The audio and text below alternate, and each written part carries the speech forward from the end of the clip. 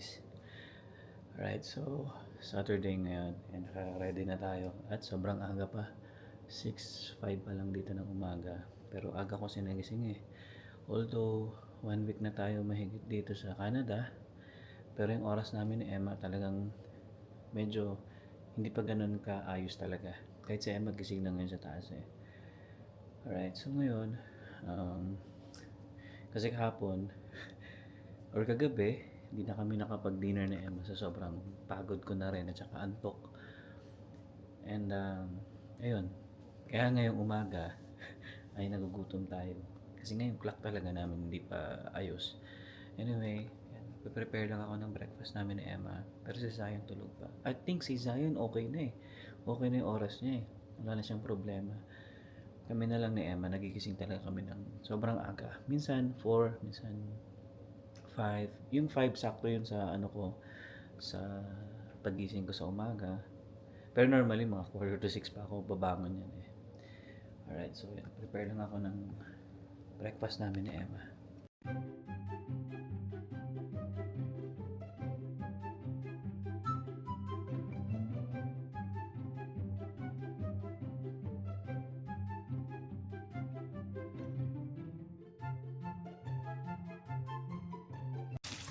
Ayan, si Emma na yung nagluto ng itlog. Kasi sabi niya, para daw sweet. Hindi, joke lang. Ayan, so kakain na ako guys. Kasi meron pa tayong 10 minutes. May 10 minutes pa naman tayo. Kasi ang pag-Sabado naman kasi hindi ko naman tayo nihatid. So diretso na ako sa work. And so 15 minutes lang ako doon. Ayan. So habang kumakain tayo ano ba? Yun oh. Kwentuhan muna tayo konti bago tayo pumasok. Kamusta ang first week ng work? Okay naman. Siguro ano lang. Adjustment? Oo, yung oras lang talaga. Pero hindi ako inaantok sa work kasi yung oras ko ay parang okay lang naman sa Pilipinas that time. Hindi ako nahihirapan. Pero pagdating ng bahay, yun na. Doon ko na mararamdaman.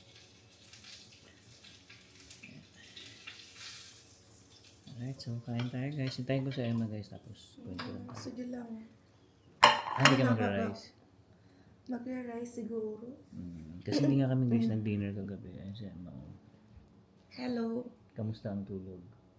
Maaga pa rin ako magising tinan nyo, Sabado. Dapat kasi tulog pa kami ngayon. O ako.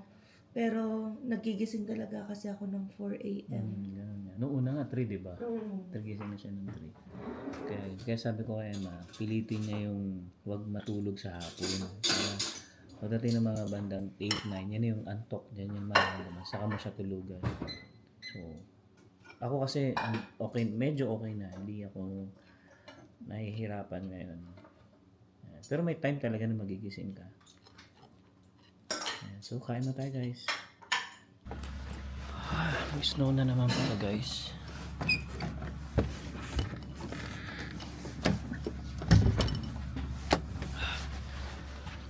Alright, so yeah. Nag-snow na naman pala. Puting-puti na naman sa sakyan natin. Sana kayanin ng blower natin ulit.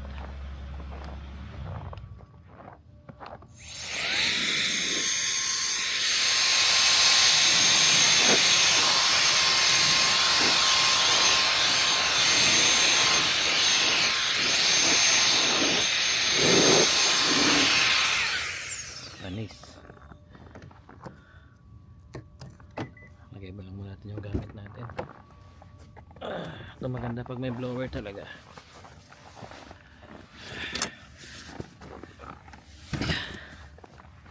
Okay. Tanggal. Ay, mandarin ko pala muna. Malamig. Ayan. Alright.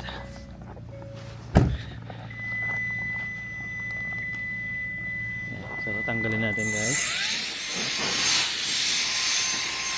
Kapal din yan eh. Tignan nyo. So, kain-kain ng blower natin.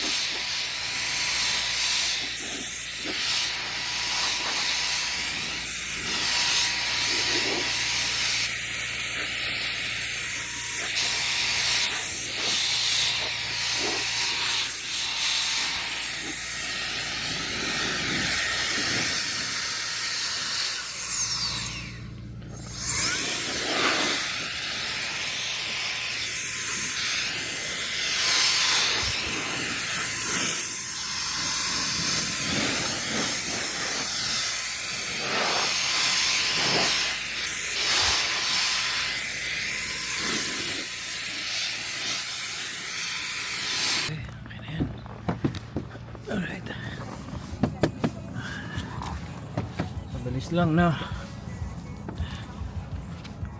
Okay. Yo, so yun guys, no, ganun kabilis pagka may blower. Diba? Okay, so yun guys, biyahe muna tayo. So yun guys, bali yun nga, tuloy-tuloy yung snow ngayon, ano. Ayan, so, ayan, oh.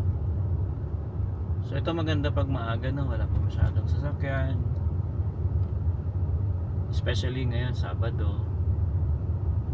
Ayan, so normally, konti lang naman nagtatrabaho pag Sabado. Snow pa rin siya. Ay, nako. Hi, buhay. Well, ganun talaga guys, no, kasi nga January. Pero pasalamat na rin kami talaga guys kasi pamula nung actually maganda yung weather talaga nitong pumasok yung January. Halos nagpa plus 18 kami, plus 17. Yan. So nung dumating kami, parang plus 8. Friday yon last week. Tapos kahapon lang lumamig ng parang minus 17. Ngayon ay minus 10 lang siya guys. Pero yun nga lang, may kasamang snow. Yeah, pero kahapon may snow din. Nag-snow din kahapon. Ayan. Pero ngayon, ito parang tuloy-tuloy siya eh. Kasi based din to sa forecast na talaga mag-i-snow ng Friday tsaka Saturday. Ayan. So yun guys, no, biyahe muna tayo. Then mamaya kwentuhan ulit tayo. Dito na tayo guys sa work, and so medyo maaga pa. Meron pa akong 4 minutes para maghintay kasi kailangan on time yung punch in namin dito, so hindi pwedeng mas maaga. Ayan, so ayan, dito na tayo. Ayan, pag Sabado pwede kami mag-park dito sa harapan mismo kasi wala naman ng mga pupuntang mga kung ano-ano man, no? Pero pag ano kasi Monday to Friday, ayan, so bawal kami mag-park dito. Kasi nga syempre pag may mga magpi-pick up, may ganyan, or may mga visitor, so dito sila nagpa-park. Pero kami, doon talaga sa medyo malayo-layo ng konti. So yun guys, no, malakas pa rin yung snow, tuloy-tuloy pa rin to. Kaya dinala ko yung blower ko para at least ano tayo, mas mabilis pagka pauwian na. So isa na nagdadatingan yung mga katrabaho ko. Ito si Cyrex. Pinoy din to, itong isa na to. Dalawa kami Pinoy pagka Sabado. Buti nga eh, dati ako lang mag-isa. Tapos siya yung ano kasi, panggabi to si Cyrex. So binaba sila dahil nga slow nga kami guys, no. Kaya yun. So buti na lang din at may nakakasama tayong Pinoy. Alright, so yun guys, no.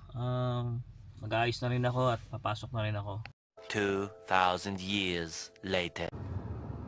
Alright guys, so yun, katatapos lang natin. Actually 5:41 na dito. Medyo overtime na ng konti kasi ang aking boss ngayon ay medyo mahigpit sa time. Ayan, so anyway, biyahe muna tayo guys. Okay. Alright guys, so dito na tayo sa bahay. So mukhang nilinis ata yung aking parking pad kasi nandito yung ano yun, yung gumagawa sa likod ko. Ayan, so ito na naman ang ating sitwasyon dito sa Calgary guys, no. Ayan, mukhang naglinis nga sila. Ayan, kasi malinis yung mga parking pad eh. Ayan, malinis na yan guys kasi tuloy-tuloy yung snow, oh. Pero very light lang siya. Tsaka ito, napansin ko, malinis na rin kasi kanina nang bumaba ako, ano to, meron to eh. Okay, sakit na tayo. At miss na miss ko na ang mag-ina ko. Ayan. So may susi ko. Ayun yung naglilinis guys, yung nagsha-shovel sa amin. Yan, yung truck na yan.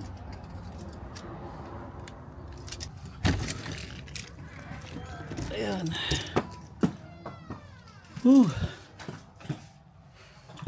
Parang tulog si Sayan ah. Gising! Gising ang baby ko. Ayun sila oh. Silang dalawa oh. Sarap ng buhay oh. Ayun oh. Gusto natin ilaw. Yun! Ayan oh. Hindi naman masyado. Pero yung snow kasi tuloy-tuloy. Pero maliliit lang siya.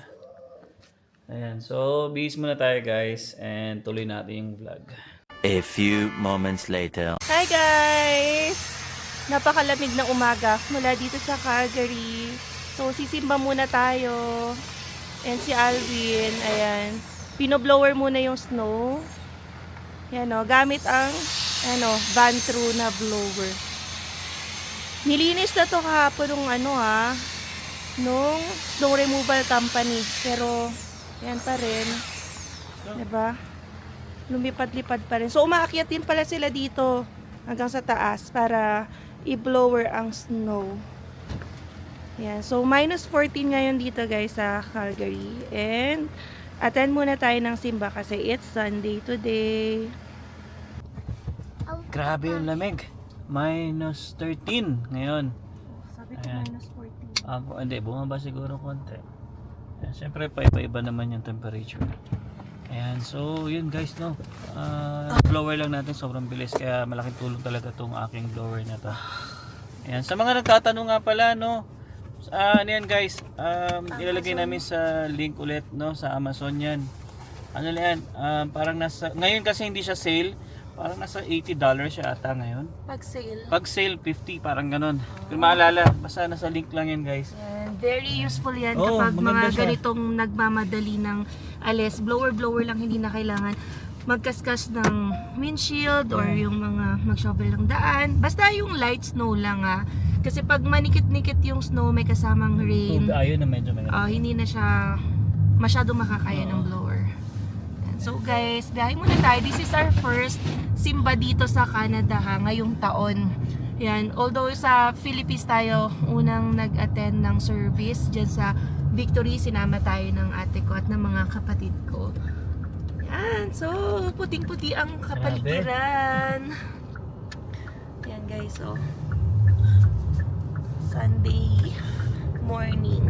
And attend na namin 11 AM na mass. Lagi naman tayo. Although gising na kami sabi ko nga kay Alvin kung 9 AM tayo a-attend o 11 or 5. So, alam ko, last year, nagpapasurvey sila kasi balak nila dagdagan ng another time yung mass pag Sunday kasi nga dumadami na rin talaga yung uma-attend. So, hindi ko lang alam kung anong time yung dinagdag nila or magkaroon ng adjustment ba. Ayan tinan nyo yung mga car sa gilid. Ayan puting-putin, covered pa ng snow ang kanilang mga windshield. Pero this coming week guys, gaganda ulit yung weather namin. Yan, this coming week. Yeah. Ngayon lang talaga buong linggo ay malamig kasi may sinasabi pang polar vortex. Hindi lang dito sa Calgary kundi sa iba't ibang panig ng Canada, pati ng US, pati na rin nga sa Pinas So nagpo-frost na sa Baguio sa sobrang lamig. Ayan. So, Ito yung bundok yung Nakikita bundok nila yung kita, sa dulo. tanaw na namin dito yung bundok. Ayan, pa-Banff pa yan. Ganda kasi puting-puti. Yan, di ko lang ma-zoom. Yan guys, park muna tayo dito. Medyo malayo-layo lang sa entrance pero okay lang kasi hindi pa naman tayo late. Yan, may time pa. Ang dami ring naglalakad. So, hindi pa naman ganun kapuno yung parking. Unlike sa mga dati naming attend na sa kabila na kaming kanto or residential place pupunta para mag-park. Ayan diba? Maaraw. Ang ganda dito talaga pag Calgary. Sarnia City dito sa Canada. Ayan Kaya carry pa liwanag. Yan, hindi na tayo nakapag-took. Yan kasi kaya pa yung lamig. Alright, let's go. So guys, kakatapos lang ng simba. Yan so biyahe na agad ulit tayo. Papunta naman ng Chinook Mall. Yan, may ipapadala lang tayo sa Canada Post and then yan, bili lang tayo ng coffee, lakad-lakad yan, para naman hindi tayo nakatambay lang sa bahay ngayong Sunday. Yan. So sabi namin kailangan ma-meet ang target ng steps. Wow. Hopefully. Seryoso ba yan? Pero kasi mapapadonut si Alvin. Sabi ko, magko-coffee ako sa team. Sabi niya, gusto ko ng donut. Ayan, so parang wala din. Na-miss ko kasi yung teamwork. Aha. Na-miss mo eh, meron namang ano sa Pinas, yung mga Mr. Donut or Dunkin' nakakain Donut. naman ako ng Dunkin. Dunkin. Wala Oo. lang. Wala lang, isa lang naman daw. So, yan ang ating mga gagawin or asikasuhin ngayong araw. So, samahan nyo kami. Let's go! So yun guys, no, meron tayong na-meet. Ma'am, anong name nyo? Tay. Tay. Okay lang ba sama ko yun sa video ko? Hi lang. Hi, hi. Ayan. So na-meet Yan, natin. And habang nakatambay tayo sa teams. And Yes, yung and lovely syempre, daughter nila na pangilan to si ano? Elise. Bunso. Saka only girl. Only Oh, girl. hi. Ilan Kamusta? ba yun? Kamusta ang Canada? Maganda po dito. Anong grade mo dito? Grade 6. Grade 6, wow. Ayun o, 2 years ka na dito sa Canada. 1 year? 2 years na ba? 2 years po. 2 years na. Going 3. Going 3. Kamusta yung experience mo sa Oo nga. Canada? Maganda po. Malamig po pero maganda naman eh. Oo. Yung mga kids talaga nagugustuhan yung Canada. No? Oh, yan. Canada versus Philippines. Oo nga. Canada. Canada. Canada na. Philippines, Canada. Why? Wala short answer. Healthcare, education, maganda po. In fairness. Oh, yan o. Grabe no. Grade 6 na-appreciate Sige na mo, agad sa yung kanya benefits. nanggagaling yan, ha? Oo. Nice. Bakit? Ano ayaw mo sa Pilipinas? Lahat po. Yung traffic. Saan ba kayo sa Philippines? Sa Manila po, sa Pasig. Pasig. Okay. Okay. Kami naman sa C5. Sa may Taguig ako. Oo, lapit lang. Alas magkalapit lang. So yun, maraming salamat sa panonood. Ayan. So guys, hinahanap namin yung shoppers. So lumipat na pala. Hindi natin. Oo. Dito na sa may malapit sa Cineplex. Ayan, so nandito siya. Ito yung Cineplex. So ito yung south entrance. So pasok tayo dito. Ay, exit pala to. Asan na entrance? Ayun nga ang entrance doon. Doon pa rin. Ayan, so pasensya na guys at medyo hindi namin kabisado yung daan. So ito yung malapit sa sinihan. Ayan o. Bali katapat siya ng chapters. Alright, so kasi meron na tayo papadala. At hindi natin alam kung magkano pa to. Ayan, so magka-Canada Post tayo. Wala namang problema Canada Post ngayon, di ba? Wala na yata. Dati kasi guys nag-rally to eh. Kaya tara, pass muna tayo. Okay, so tapos na tayo guys magpadala. Ayan. So napapansin namin dito sa shoppers. So iba na yung mga naka-display, no? Kasi nga paparating na yung Valentine's Day. Baka naman. Oo. Ito bigyan ka chocolate. Gusto mong chocolate? Magkano ba dito? 7.29. Meron akong nakain, baby. Yung Cadbury nga. Masarap eh. With siya, almonds. Sarap naman talaga yung mga Cadbury. So, What's your sugar? so ilang days na lang, no? February na pala. Anong gift mo sa akin, baby? Wow. Baliktad din, no? Hindi, na yan siguro. Magdi-dinner na lang tayo na para sweet. Ayan. Yan o. Masigurado na ganyan na din yung mga nakalagay sa estante sa Dollarama. Oo, mas marami dun. Kasi yun talaga. Pag nagpalit sila nun, kung ano yung season, yun yung ilalagay nila. Alright, so ngayon ay maglalakad-lakad muna kami ni Emma. And hanap-hanap lang ng, alam niyo na, kung ano-ano lang. Pero hindi tayo bibili. Diba? Wala na pambili. Ubus Wala na. na. Saig na. Bankrupt na tayo. Alright, so yun guys. Labas muna kami dito. Ayan guys, no? Tayo ay pauwi na ngayon dahil tapos na ang ating mga lakad-lakad at ganap dito sa Chinook Mall. Guys, so sobrang init. Tirik na tirik yung araw. So from -14, -13 kanina, alam nyo ba? Ang weather na ngayon sa Calgary ay +7. Oh, 7. Ayan, +7. Grabe.